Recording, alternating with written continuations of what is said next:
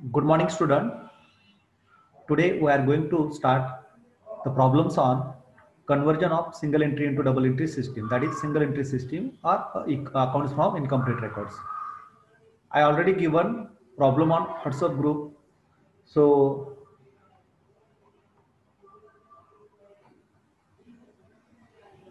before solving the problem, we discuss the problem.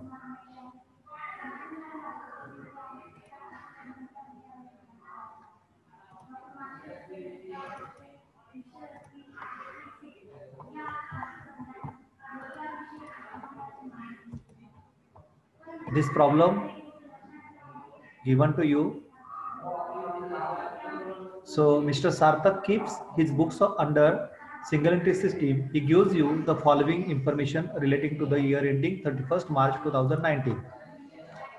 So following is the cash book for the year ended 31st March 2019. On debit side, there are receipt. So to opening balance of cash, then sundry debtors, bills receivable release, commission received and cash sales. Okay, this is the receipt side. And on payment side, drawings, creditors, bills payable. That means cash paid to creditors, cash paid on bills payable, wages paid, salary paid, rent and taxes paid, insurance paid, carriage inward paid, advertising paid, and closing balance of cash. And the next statement is particular of other assets and liabilities. So there are some assets and some liabilities. This is the asset as on 1st April 2018, that is opening, on the date of opening, and these balances are related to the asset and liabilities as on 31st March 2019. इथे ओपनिंगच्या asset आणि liabilities दिल्या आणि इथे क्लोजिंगच्या asset and liabilities दिल्या. त्या ओपनिंगच्या asset and liabilities वरून आपण काय बनवणार आहोत, ओपनिंग स्टेटमेंट ऑफ अफेअर्स, आणि याच्या आधारे आपण क्लोजिंग बॅलन्स शीट बनवणार आहोत. ओके, देन ॲडिशनल इन्फॉर्मेशन इथे दिली. एकच ॲडजस्टमेंट आहे तुम्हाला. सुरुवातीचा प्रॉब्लेम आहे, सोपा प्रॉब्लेम आहे. चार्ज 5% डिप्रिसिएशन ऑन बिल्डिंगवर डिप्रिसिएशन, एवढी एकच ॲडजस्टमेंट त्या ठिकाणी त्यांनी दिलेली आहे. ओके, तर मग आपण ऑलरेडी डिस्कस केलं. प्रॉब्लेम सॉल्व्ह करत असताना आपल्याला कोणतं कोणतं स्टेटमेंट बनवायचं बघा. पहिलं स्टेटमेंट मी बनवून ठेवलं इथे. In the books of mister Sarthak, opening statement of affairs as on 1st April 2018, ओपनिंगच्या डेटला झालं. हे पहिलं स्टेटमेंट आहे आपलं. त्यानंतर 4 लेजर बनवतो आपण. टोटल डेटर्स अकाउंट बघा, पर्टिक्युलर रुपीज डेबिट क्रेडिट. त्यानंतर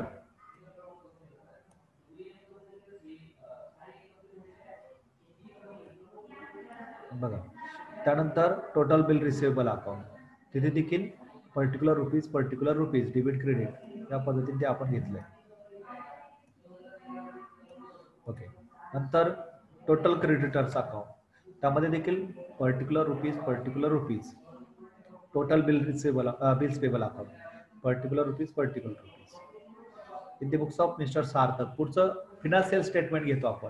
पहिलं काय बनवतो, ट्रेडिंग अकाउंट घेतो. काय घेतो, ट्रेडिंग अकाउंट घेत असतो. ट्रेडिंग अकाउंट मध्ये particular rupees inner outer column घेतले आपण. In the books of mister Sarthak trading account for the year ended 31st March 2019. नंतर प्रॉफिट अँड लॉस अकाउंट बघा. In the books of mister Sarthak profit and loss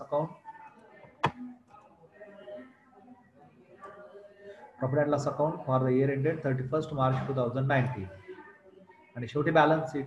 in the books of mister Sarthak balance sheet as on 31st March 2019. तर हे statement आपण तयार केले. लक्ष झालं. सुरुवात करूयात आपण प्रॉब्लेमला.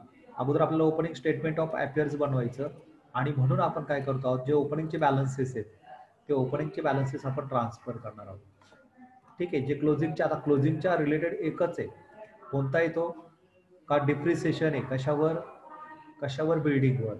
ठीक आहे.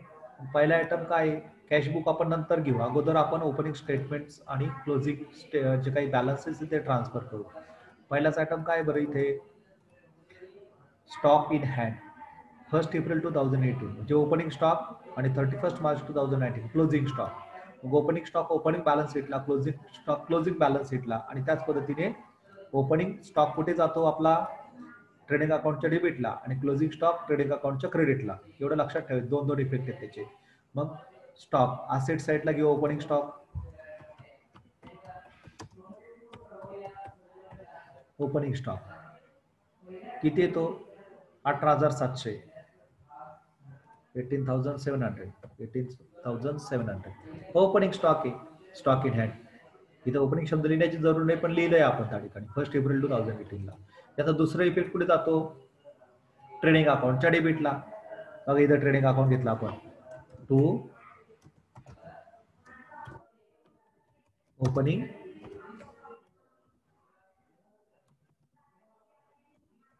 ओपनिंग स्टॉक किती दिलाय तो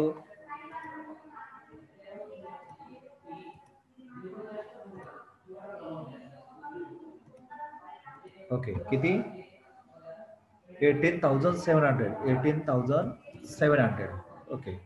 त्याच पद्धतीने क्लोजिंग स्टॉक पण दिलेला आहे बघा तिथे आहे का हा 23,400 हा काय क्लोजिंग स्टॉक आहे. क्लोजिंग स्टॉक कुठे येतो क्लोजिंग बॅलन्स शीटच्या असेटला आणि ट्रेडिंग अकाउंटच्या क्रेडिटला. बरोबर इथे बघा आपण बॅलन्स शीट घेतलेलं आहे क्लोजिंग 31 मार्च 2019 क्लोजिंग स्टॉक किती दिलाय तो 23,400 ओके 23,400. त्याच्यानंतर हा क्लोजिंग स्टॉक कुठे लिहितो आपण आणखी क्लोजिंग बॅलन्स शीटच्या सॉरी ट्रेडिंग अकाउंटच्या क्रेडिट साईडला. जिथे जागा सोडून देऊ आपण सेल साठी अगोदर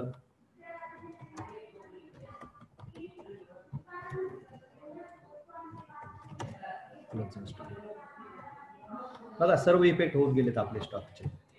ओपनिंग स्टॉक पण ट्रान्सफर केला आणि क्लोजिंग स्टॉक पण ट्रान्सफर केला. क्लोजिंग स्टॉक किती आपला तो 23,400 23,400 इज इट क्लिअर. मला मेसेज कराल बरं इथपर्यंत हे लक्षात आलंय का. बघा मी पुन्हा एकदा सांगतोय ओपनिंग स्टॉक जो होता तो काय केला आपण ओपनिंग बॅलन्स शीटच्या म्हणजे स्टेटमेंट ऑफ अफेअरच्या असेट साईडला लिहिला आणि ट्रेडिंग अकाउंटच्या डेबिटला लिहिला. बघा इथे आहे ना ट्रेडिंग अकाउंटच्या डेबिटला. त्यानंतर क्लोजिंग स्टॉक काय केला आपण क्लोजिंग बॅलन्स शीटच्या असेटला घेतला क्लोजिंग बॅलन्स शीटच्या असेटला घेतला आणि ट्रेडिंग अकाउंटच्या क्रेडिटला घेतला. ओके एवढंच केलं फक्त आपण त्या ठिकाणी तो तिथून घेतला आणि ट्रान्सफर केला. पुढचं काय डेटर्स डेटरचं ओपनिंग बॅलन्स आहे आणि क्लोजिंग बॅलन्स आहे. ओपनिंग डेटरचा बॅलन्स कुठे घ्यायचा ओपनिंग बॅलन्स शीटच्या असेटला. बरोबर ना ओपनिंग बॅलन्स शीटच्या असेटला. इथे डेटर्स किती दिलाय तो किती दिलाय बॅलन्स ओपनिंग डेटरचा 12,000 किती 12,000 इज इट क्लिअर.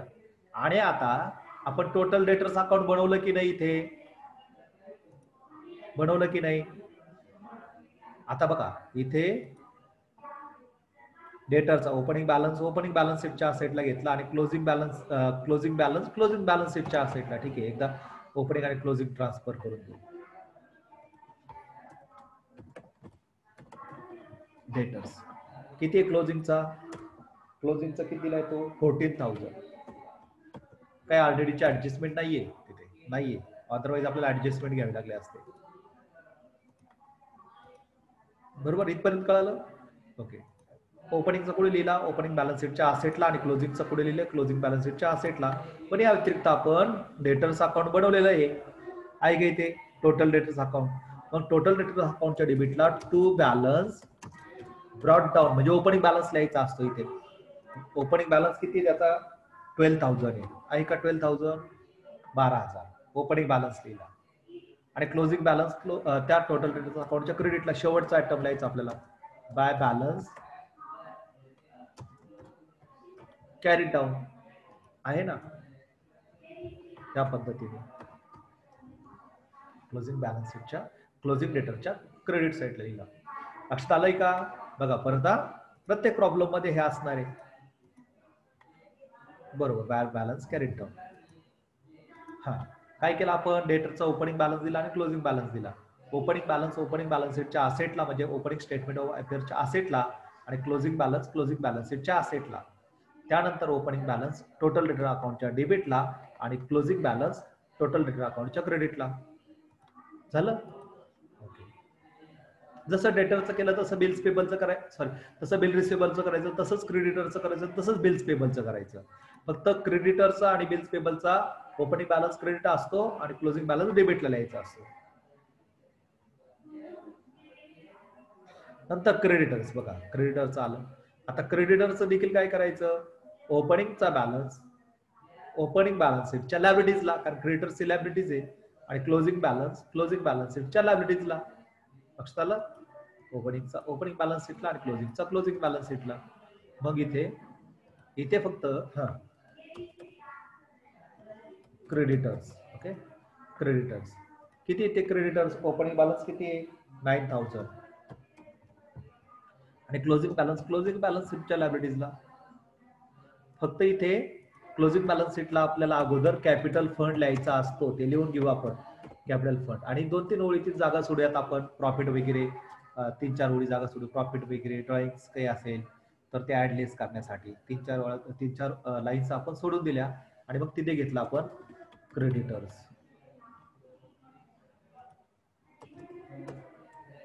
किती आहेत ते क्रेडिटर्स, 1500, ओके, 1500. ओपनिंग बॅलन्स शीटच्या लायबिलिटीजला, क्लोजिंग बॅलन्स शीटच्या लायबिलिटीजला. Is it clear? ओके. त्यानंतर मग आता इथे आपण क्रेडिटर्स अकाउंट बनवलेलं आहे का, क्रेडिटर्स अकाउंट बनवलेलं. आता क्रेडिटरचा जसा याचा डेबिटला बॅलन्स होता, डेटरचा डेबिटला बॅलन्स होता, तसा क्रेडिटरचा क्रेडिटला बॅलन्स राहणार आहे. ओपनिंग असेटचा डेबिटला ओपनिंग लिहितो आणि लायबिलिटीजचा क्रेडिटला ओपनिंग लिहित असतो. By balance brought down. किती तो ओपनिंग 9000 आणि क्लोजिंगचा डेबिटला शेवटी to balance carried down 1500. Is it clear? झालं. पुढचा आयटम काय आहे, बिल्स रिसेबल. डेटर सारखा बिल रिसेबलचा बॅलन्स द्यायचा. ओपनिंगचं किती 4000 आणि क्लोजिंगचं किती 5000. ओके. मग ओपनिंगचा बिल रिसेबल असेट आहे, ओपनिंगचा ओपनिंग बॅलन्स शीटच्या असेटला, क्लोजिंगचा क्लोजिंग बॅलन्स शीटच्या असेटला.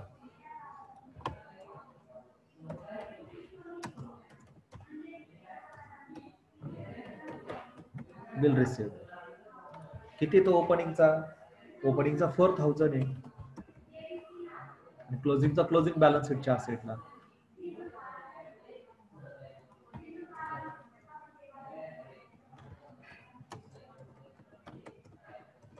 बिल रिसेबल किती आहे, क्लोजिंगचा तो 5000.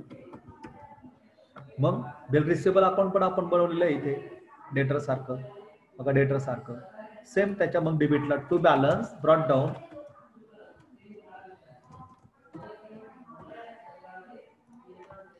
किती, ओपनिंगचा 4000 आणि क्लोजिंगचा क्रेडिटला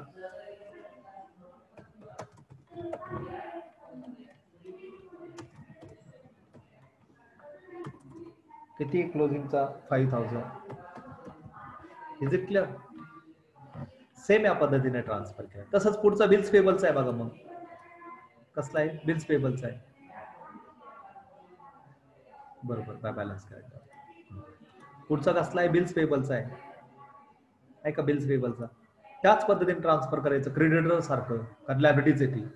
मग बिल्स पेबल ओपनिंगचा ओपनिंग बॅलन्स शीटच्या लायबिलिटीजला, क्लोजिंगचा क्लोजिंग बॅलन्स शीटच्या लायबिलिटीजला. मग ओपनिंगचा ओपनिंग बॅलन्स शीटच्या लायबिलिटीजला ट्रान्सफर करू 1000 आणि 200 क्लोजिंग बॅलन्स शीटच्या बॅलन्स शीटच्या लायबिलिटीजला. क्रेडिटर्स खाली ते बिल्स पेबल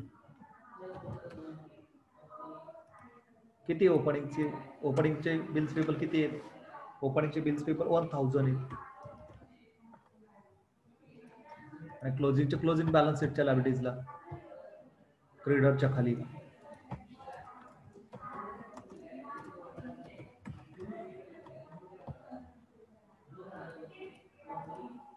किती आहेत, क्लोजिंगचे 200 आहे ओनली.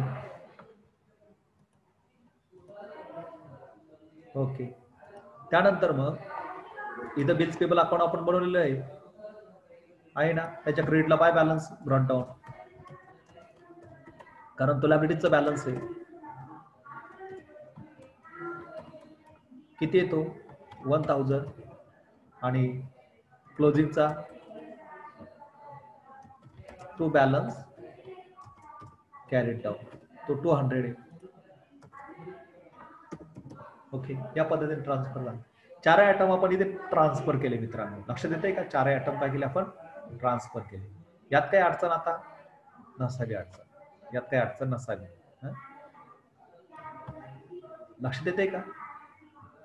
पुढचा आयटम घेऊयात आपण. बघा, हे 4 आयटम इथे ट्रान्सफर झाले, ओपनिंग क्लोजिंग बॅलन्सेस. पुढचा आयटम आहे ऑफिस फर्निचर. ओपनिंगला 600 आहे, क्लोजिंगला पण 600 आहे. बघा, इथे ऍडजस्टमेंट मध्ये काही दिलंय का? तर दिलेलं नाही. बिल्डिंग वर येते, याच्यावर काही दिलंय का? नाही. बिल्डिंग वर मात्र डिप्रिसिएशन दिलं, फर्निचरवर काही नाहीये. आणि चालू वर्षी काही फर्निचरचं रिसिप्ट अँड पेमेंट अकाउंटला फर्निचर आलंय का ते पण बघून घ्यायचं. तर ह्या प्रॉब्लेम मध्ये काही आलेलं नाही. जे आहे तो बॅलन्स लिहून द्यायचा आहे. आता फर्निचरचं लेजर नाही बनवलेलं आपण. ओपनिंग बॅलन्स शीटच्या असेटला, क्लोजिंगचं क्लोजिंग बॅलन्स शीटच्या असेटला काही चेंज नाही. 600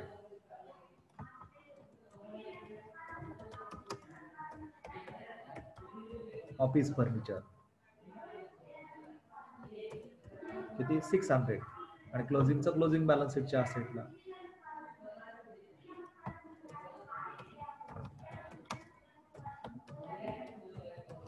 ऑफिस फर्निचर झालं. एकच सिंगल इफेक्ट आहे त्याचा, कारण ऑफिस फर्निचरचं लेजर आपण इथे बनवलेलं नाहीये. पुढे बिल्डिंग. आता बिल्डिंग दिलंय, ओपनिंगला 12,000 आहे, क्लोजिंगला 12,000 आहे. पण क्लोजिंगच्या याच्यावर आपल्याला 5% डिप्रिसिएशन चार्ज करायला लावलं. लक्षात आलं? 5% डिप्रिसिएशन चार्ज करायला लावलं. तर घेऊयात आपण ते. चालू वर्षी काही बिल्डिंग खरेदी विक्री झाली का? नाही. तर ते इथे दिलं असतं. रिसिप्ट याचा अर्थ काय? का काही बिल्डिंग सेल झाली. आणि पेमेंट याचा अर्थ काय? काही बिल्डिंग परचेस झाली, कारण कॅश गेली आणि ती बिल्डिंग आली, असा त्याचा अर्थ होतो. इकडे दिला असेल तर त्या असेट मध्ये ऍड करायचं, इकडे दिला असेल तर असेट मधून लेस करायचं. तर नाही, बिल्डिंग ओपनिंग बॅलन्स शीटच्या असेटला बिल्डिंग 12,000 आणि क्लोजिंग बॅलन्स शीटच्या असेटला पण building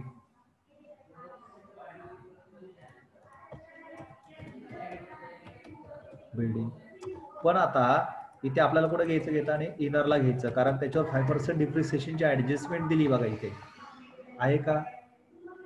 charge 5% depreciation on building, म्हणून आपण ते लेस करणार आहोत त्यातून. लेस डिप्रिसिएशन 12,000 मधून 5% डिप्रिसिएशन गेलं. किती गेलं ते? बघा 600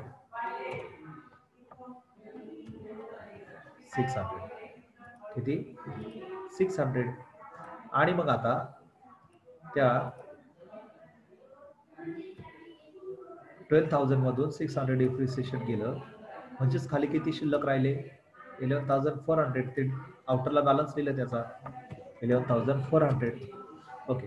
आता जे 600 रुपये डिप्रिसिएशन आहे, डिप्रिसिएशन कुठे ट्रान्सफर होईल रे? तुम्ही सांगा, डिप्रिसिएशन कुठे चार्ज होईल? यस, जे 600 रुपीज मायनस केले ते डिप्रिसिएशन कुठे ट्रान्सफर होईल? Very good. Profit and loss अकाउंटच्या कोणत्या बाजूला? Debit side. Very good. Profit and loss अकाउंटच्या डेबिट साइडला डिप्रिसिएशन ऑन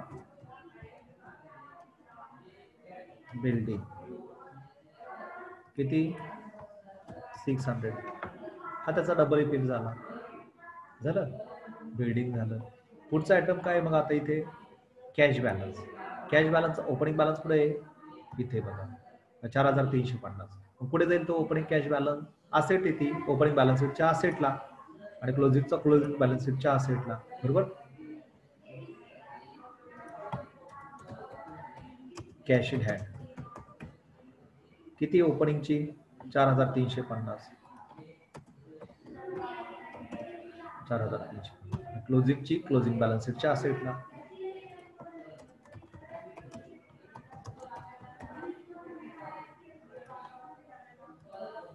किती येते?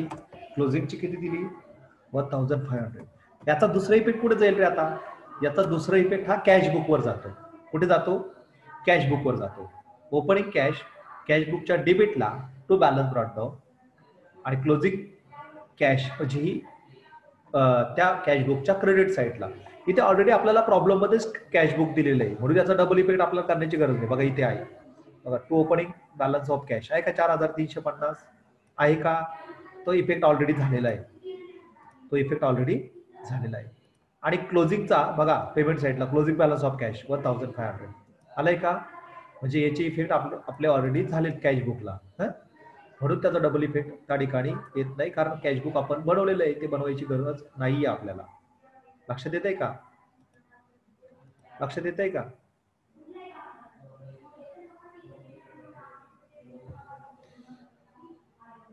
ओके, आलं लक्षात? म्हणजे हे काय केलं आपण, ओपनिंग बॅलन्स शीटच्या असेटला आणि हे क्लोजिंग बॅलन्स शीटच्या असेटला. दुसरे इफेक्ट कुठे येतो? कॅशबुकच्या, बघा हे कॅशबुकच्या डेबिटला आणि हे कॅशबुकच्या क्रेडिटला. पण कॅशबुक ऑलरेडी बनवून दिलं इथे, बघा कॅशबुकच्या डेबिटला 4350 आणि कॅशबुकच्या क्रेडिटला बाय बॅलन्स कॅरेट डाऊन.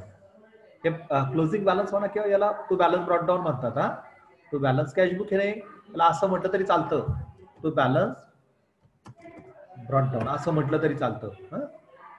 असं म्हटलं असतं तरी चाललं असतं, म्हणजे प्रॉब्लेम मध्ये त्याचा अर्थ तोच होतो, ओपनिंग कॅश आणि क्लोजिंग कॅश. लक्षात आलंय का? तिथे शब्दप्रयोग असे वापरलेले. सॉरी, कॅश इन हँड किती? ही कॅश इन हँड. क्लोजिंगची कॅश किती? 1500. लक्षात आलंय का? मग आता बघा हे बॅलन्सेस झालेत आपले लिहून, हे ऍडजस्टमेंट पण झाली. फक्त आता आपल्याला काय ट्रान्सफर करायचं राहिलं? कॅशबुक ट्रान्सफर करायचं राहिलं, ते ट्रान्सफर करू आपण. पहिलाच आयटम काय? Opening balance of cash. कॅशबुकच्या डेबिटला ओपनिंग बॅलन्स दिला, ओपनिंग कॅशबुकचा कॅशचा ओपनिंग बॅलन्स आहे, तो इथून कुठे ट्रान्सफर होतो? ओपनिंग बॅलन्स शीटच्या असेटला ऑलरेडी आपण केलाय, बघा आहे का 4300 झालाय. ओके, इफेक्ट झालाय त्याचा ऑलरेडी.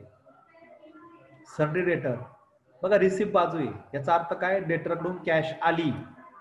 मग मला एक सांगा, कॅशबुकच्या डेबिटला टू सन्ड्री डेटर आहे, तर डेटरच्या क्रेडिटला काय येईल?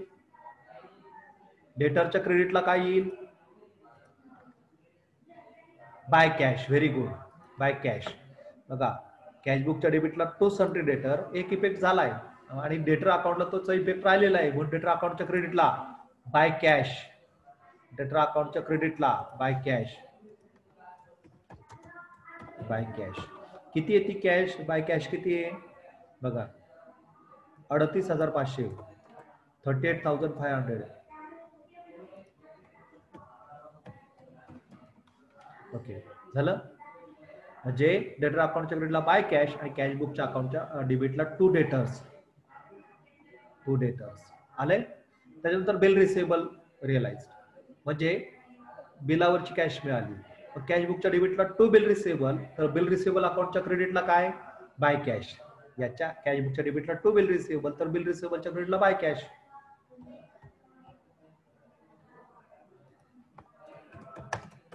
बाय कॅश किती येते? 12,000.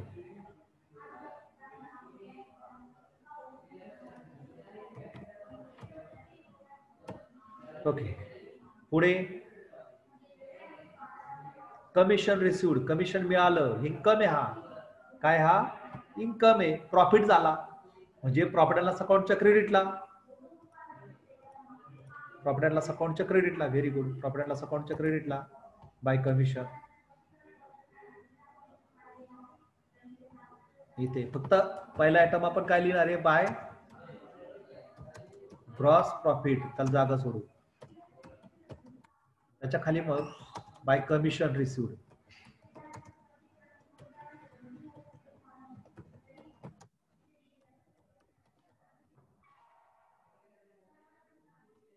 कमिशन रिसिव्ड किती मिळालं? कमिशन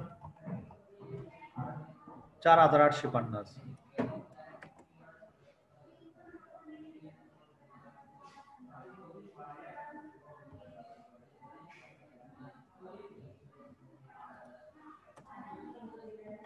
मी पुन्हा एकदा तुमच्या समोर ही माहिती देतोय की आपण 2 लेक्चर ऑर्गनाइज केले. आपला प्रॉब्लेम एका लेक्चरमध्ये होणार नाहीये. मी दुसरे लेक्चरची लिंक सेपरेट टाकलेली आहे. हे लेक्चरचा टाइम संपल्यानंतर तुम्ही काय करणार? ही मीटिंग एंड करणार आणि दुसऱ्या लिंकवर जाऊन परत दुसरी मीटिंग लगेच इमिजिएटली स्टार्ट करणार. ओके, इमिजिएटली स्टार्ट करणार. त्याच्यामध्ये तुम्ही वेळ घालवणार नाही आहात.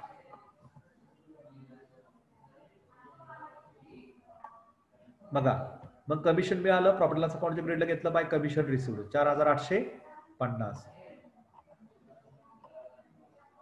पुढे कॅश सेल म्हणजे रोखीने विक्री झाली. Cash sale. सेल्स कुठे जातात? मग सेल्स कुठे जातात? ट्रेडिंग अकाउंटच्या क्रेडिटला, बरोबर ना. कॅश सेल आहे, क्रेडिट सेल नाही. ट्रेडिंग अकाउंटच्या क्रेडिट साईडला.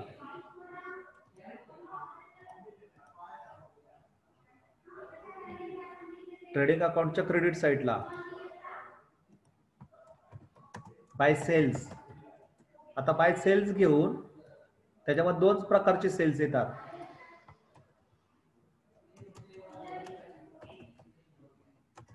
कॅश सेल्स, त्याच्यामध्ये ऍड करतो आपण credit sales. Credit sales. Okay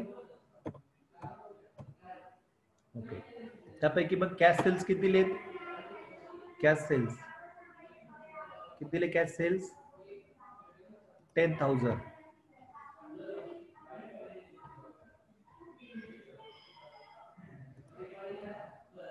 cash sales 10,000. Okay. त्याच्यामध्ये क्रेडिट सेल ज्यावेळेस येतील त्यावेळेस आपण ते ऍड करणार आहे. म्हणजे सेल्स कुठे लिहिले आपण? सेल्स कुठे लिहिले? ट्रेडिंग अकाउंटच्या क्रेडिटला कॅश सेल्स. आणि त्याच्यामध्ये क्रेडिट सेल ऍड होणार. रिटर्न असते तर ते लेस केले असते, पण या प्रॉब्लेम मध्ये रिटर्न दिलेले नाहीयेत. बघा, रिसिव्ह बाजू आपली ओव्हर झाली. आता आपण पेमेंट साईटला येणार आहोत. पेमेंट साईटला पहिलाच आयटम काय आहे? ड्रॉइंग्स, बरोबर ना. किती ड्रॉइंग्स काय करतो आपण? कॅपिटल मधून लेस करतो. पर्सनल एक्सपेन्सेस हे काय करतो आपण? कॅपिटल मधून लेस करतो. इथं कॅपिटल फंड क्लोजिंग बॅलन्स शीटला, क्लोजिंग बॅलन्स शीट आपण लिहून ठेवलं ना. कॅपिटल फंड त्यातून लेस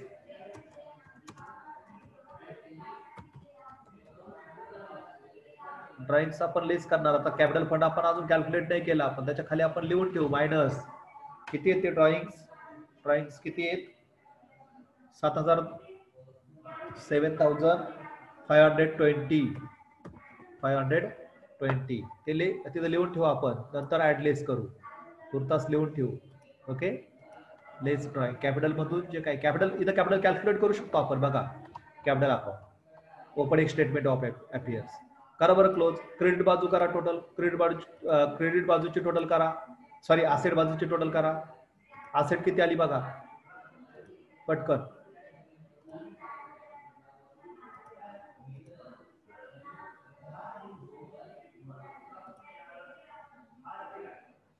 यस, 18,700, 12,000, 4,600, 12,000, 4,300. किती आली? 51,650. 51,650. बरोबर आहे ना. मी ट्रस्ट करतोय तुम्ही काढलेलं टोटल वर. जर ते चुकी झालं तर आपला प्रॉब्लेम चुकेल. 51,650. ओके, खूप मुलांनी सॉल्व्ह केलं. 51,650 आणि त्यातून हिट गेलं म्हणजे इथे कॅपिटल फंड कॅल्क्युलेट होईल आपला.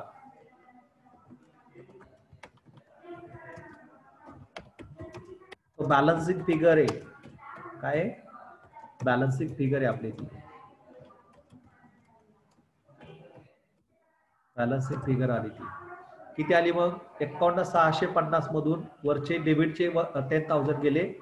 41,650. 41,650. बरोबर ना.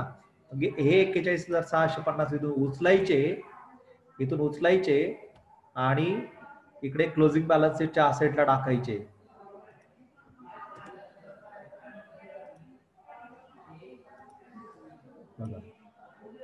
आले का? मग या 41,650 मधून 7,520 गेले की इथं बॅलन्स येईल आणि त्याच्यामध्ये जो प्रॉफिट येईल किंवा लॉस येईल तो ऍड लेस करायचा. तो त्यावेळेस करूयात आपण. लक्षात आलं का? ओपनिंग स्टेटमेंट ऑफ अफेअर्सचा कॅपिटल फंड आपण कॅल्क्युलेट केला आणि तो क्लोजिंग बॅलन्स शीटच्या लायबिलिटीजला कॅपिटल फंड मध्ये लिहिला. तो लक्षात आलंय?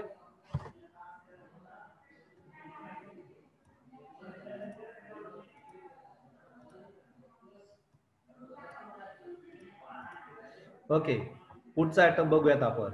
बघा आपलं ओपनिंग स्टेटमेंट ऑफ अपियर्स इथे क्लोज झालं. हा बॅलन्स काढला, पुन्हा पुन्हा उल्लेख करतोय मी. हा कॅल्क्युलेट करण्यासाठीच तर आपण ते बनवलं. इथून उचललं आणि काय केलं, क्लोजिंग बॅलन्स शीटच्या लायबिलिटीजला ट्रान्सफर केलं कॅपिटल फंड मध्ये. पुढे क्रेडिटर्स, याचा अर्थ काय, पेमेंट आहे, क्रेडिटरला पैसे पेड केले. कॅश बुकच्या क्रेडिटला बाय क्रेडिटर, तर क्रेडिटरच्या डेबिटला टू कॅश, क्रेडिटरच्या डेबिटला टू कॅश.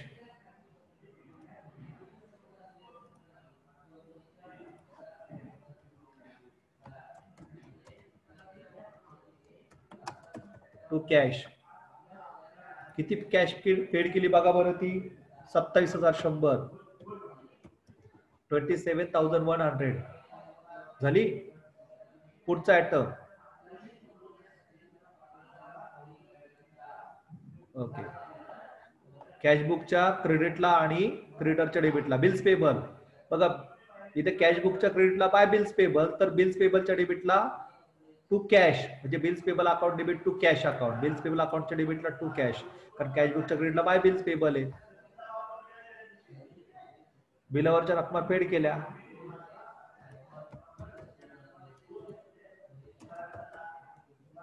टू कॅश, किती कॅश पेड केली, 9,300.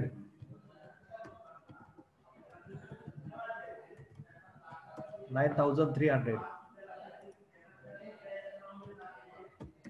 9,300. ओके, पुढचा आयटम,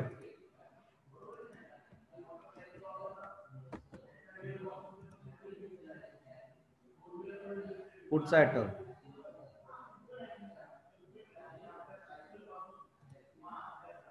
प्रेझेंट मी कॉपी करतोय.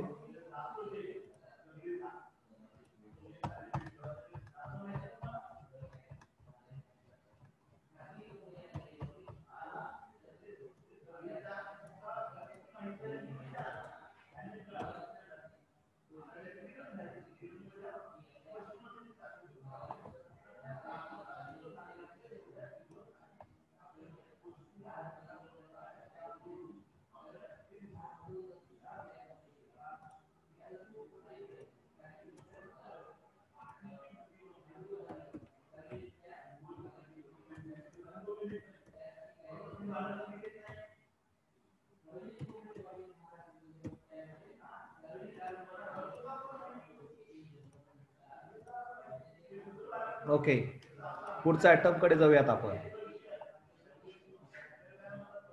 काय पुढचा आयटम, वेजेस. वेजेस ट्रेडिंग अकाउंटला जातील का प्रॉफिट अँड लॉस अकाउंटला जातील, ट्रेडिंग अकाउंटच्या डेबिटला जातील, बरोबर ना, ट्रेडिंग अकाउंटच्या डेबिटला जातील.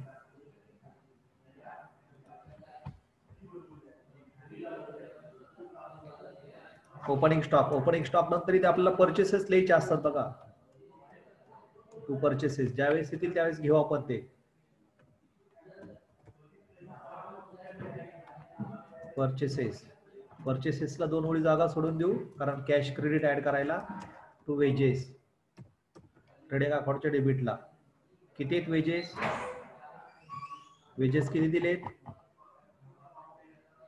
12,000. 12,000 वेजेस ट्रेडिंग अकाउंटच्या डेबिटला येतात. नंतर सॅलरी दिलंय त्यांनी, काय दिलंय, सॅलरी दिलंय. सॅलरी कुठे जातं आपलं, प्रॉफिट लॉस अकाउंटच्या डेबिटला.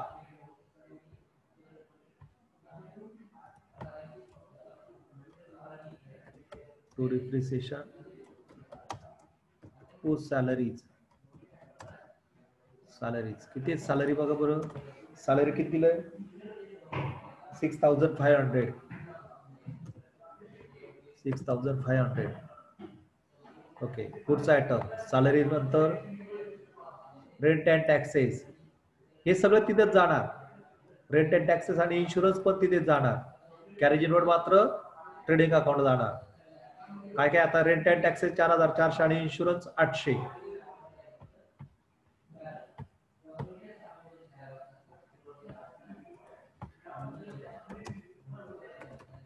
टू रेंट अँड टॅक्सेस आणि टू इन्शुरन्स, काही ऍडजस्टमेंट नाही आहे, तसं टाकून देतोय आपण. बघा त्यापैकी रेंट अँड टॅक्सेस किती आहेत, 4,400 आणि इन्शुरन्स किती आहेत, 800. त्यानंतर कॅरेज इनवर्ड आहे, काय कॅरेज इनवर्ड. कॅरेज इनवर्ड असेल तर ट्रेडिंग अकाउंट जातं, आउटवर्ड असेल तर प्रॉफिट लॉस अकाउंटला जातं. तर हे कुठे जाणार, ट्रेडिंग अकाउंटच्या डेबिटला जाणार.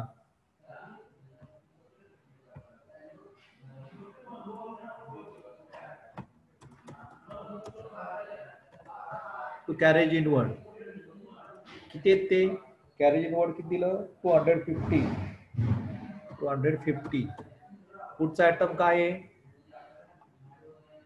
ऍडव्हर्टाइजमेंट. ऍडव्हर्टाइजमेंट पण प्रॉफिट अँड लॉस अकाउंटच्या डेबिटला जाणार 330.